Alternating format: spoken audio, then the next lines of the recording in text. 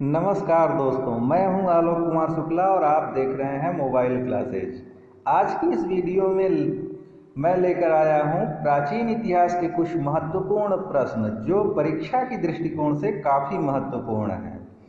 दोस्तों, अगर आपने अभी तक मेरा चैनल सब्सक्राइब नहीं किया है तो प्लीज़ सब्सक्राइब कर दें, जिससे सभी वीडियो की नोटिफिकेशन मिले आपको सबसे पहले। तो आइए चलते हैं क्वेश्चन नंबर 1 की तरफ।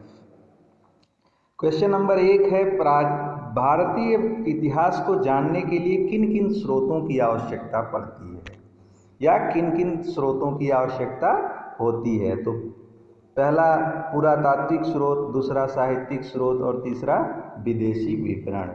तो इन तीनों की आवश्यकता पड़ती है भारतीय इतिहास को जानने और समझने के लिए। तो इसलिए ऑप्शन नंबर डी सही होगा, 1, 2 और 3। क्वेश्चन नंबर 2, मृच्छकटिकम किसकी रचना है? मृच्छकटिकम जो है वो शूद्रक की रचना है, इसलिए ऑप्शन सी सही होगा। कालिदास की रचना ऋतुसंहार, मेघदूतम, कुमार संभवम, विक्रमोर्वशीयम आदि हैं। हेमचंद्र की रचना है परिशिष्ट पर्वण और विशाख दत्त की रचना है मुद्रा राक्षस। सिंधु सभ्यता को हड़प्पा सभ्यता क्यों कहा जाता है? क्वेश्चन नंबर 3, सिंधु सभ्यता की सर्वप्रथम खुदाई हड़प्पा में हुई थी। बी, हड़प्पा सिंधु घाटी में स्थित है। सी, हड़प्पा सैंधव नगरों में सबसे बड़ा था। डी, क्योंकि हड़प्पा सिंधु सभ्यता का एक नगर है। तो सिंधु सभ्यता को हड़प्पा सभ्यता इसलिए कहते हैं क्योंकि सिंधु सभ्यता की सर्वप्रथम खुदाई कहाँ हुई थी? हड़प्पा में हुई थी। हड़प्पा में 1921 में सबसे पहले खुदाई हड़प्पा में हुई थी, इसलिए ये सिंधु सभ्यता को हड़प्पा सभ्यता भी कहते हैं। दोस्तों, हड़प्पा किस नदी के किनारे स्थित है? हड़प्पा रावी नदी के किनारे स्थित है। क्वेश्चन नंबर 4, जैन ग्रंथ परिशिष्ट पर्वण के लेखक कौन हैं? Option A Kautilya, B Bilhana, सी हेमचंद और डी मेरुतुंग। तो जैन ग्रंथ परिशिष्ट पर्वण के लेखक सी हेमचंद हैं। कौटिल्य की रचना है कौन सी? अर्थशास्त्र। विल्हण की विक्रमांक देवचरित और मेरुतुंग की रचना है प्रबंध चिंतामणि। क्वेश्चन नंबर 5, पाशुपत संप्रदाय के संस्थापक कौन थे? ये काफ़ी महत्वपूर्ण प्रश्न है जो पिछले कई परीक्षाओं में पूछा गया है। Option A Gorakhnath, option B Lakulish, C Pradyumna और डी महावीर। तो पाशुपत संप्रदाय के संस्थापक लकुलिश थे। पाशुपत संप्रदाय के संस्थापक कौन थे? लकुलिश। लकुलिश जो थे वो पाशुपत संप्रदाय के संस्थापक थे। क्वेश्चन नंबर 6, अपने राज्याभिषेक के किस वर्ष में अशोक ने कलिंग की विजय की थी? अपने राज्याभिषेक के किस वर्ष में अशोक ने कलिंग की विजय की? 5वें वर्ष में, बी 8वें वर्ष में, सी 10वें वर्ष में और डी 20वें वर्ष में। तो दोस्तों, इसमें ऑप्शन बी सही है, 8वें वर्ष में। अशोक ने 8वें वर्ष में कलिंग की विजय की। क्वेश्चन नंबर 7, बुद्ध के निर्वाण के पश्चात हुई प्रथम बौद्ध संगीति के अध्यक्ष कौन थे? ए वसुमित्र, बी आनंद, सी महाकश्यप, डी उपाली। तो इसका ऑप्शन सी सही होगा, महाकश्यप।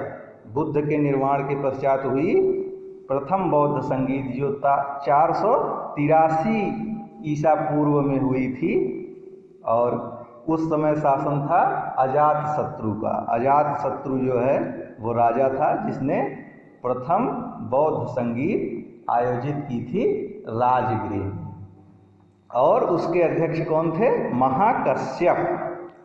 वसुमित्र जो थे वो चौथे बौद्ध संगीत के अध्यक्ष थे?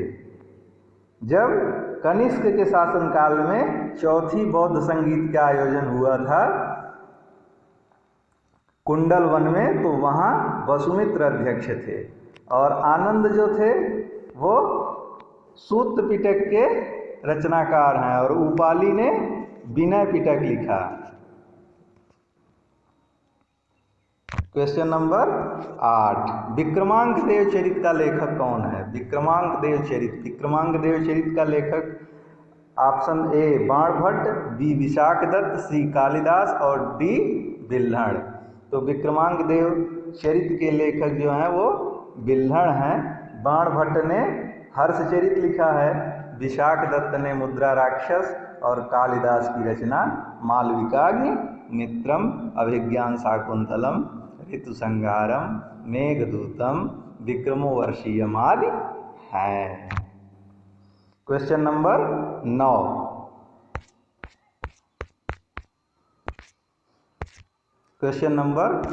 9, मौर्यकालीन प्रांत उत्तरापथ की राजधानी क्या थी? मौर्यकालीन प्रांत उत्तरापथ की राजधानी क्या थी? तो जो मौर्यकालीन प्रांत था उत्तरापथ, उसकी राजधानी तक्षशिला थी, अर्थात ऑप्शन सी। यहाँ मौर्यकालीन जो प्रांत थे वो 5 प्रांत थे ना, उत्तरापथ, अवंतिराष्ट्र, कलिंग प्रांत, दक्षिणापथ और प्राची। तो उत्तरापथ की राजधानी जो थी वो तक्षशिला थी। उज्जैनी कहाँ की राजधानी थी? अवंती की राजधानी जो थी वो उज्जैनी थी। तोसली जो थी वो कलिंग प्रांत की राजधानी थी। पाटलिपुत्र जो था वो प्राची का, और दक्षिणापथ की राजधानी जो थी वो सुवर्णगिरी थी।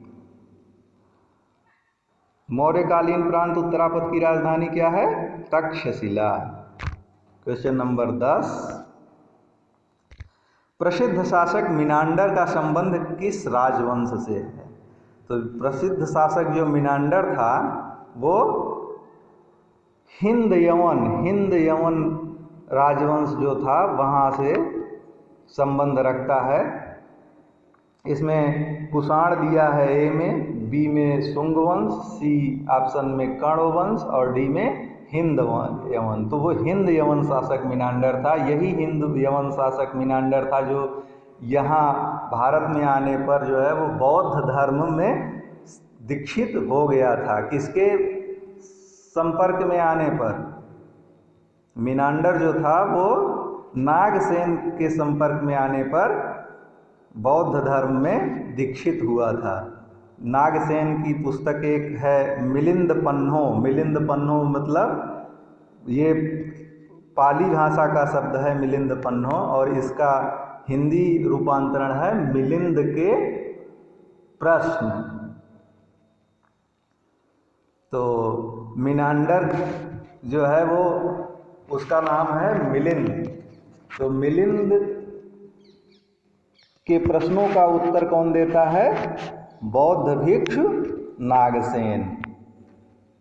और उन्हीं के प्रभाव में आकर के मिनांडर जो है वो बौद्ध धर्म स्वीकार करता है।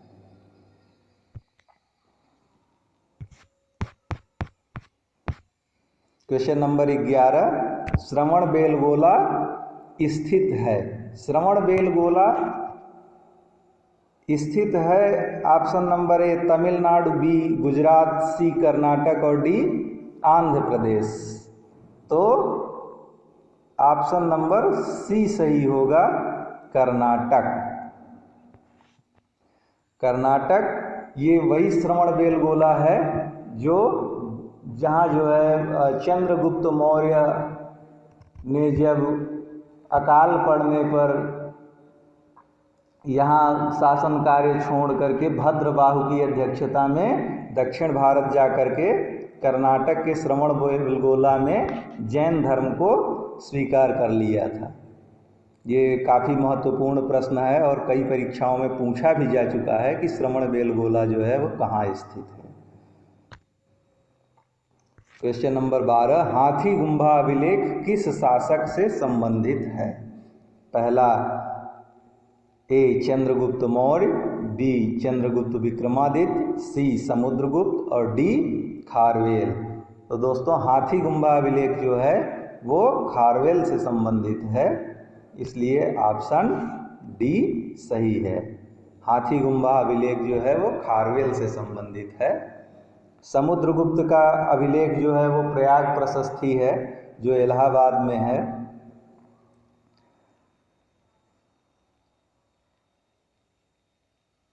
क्वेश्चन नंबर 13, जैन परंपरा के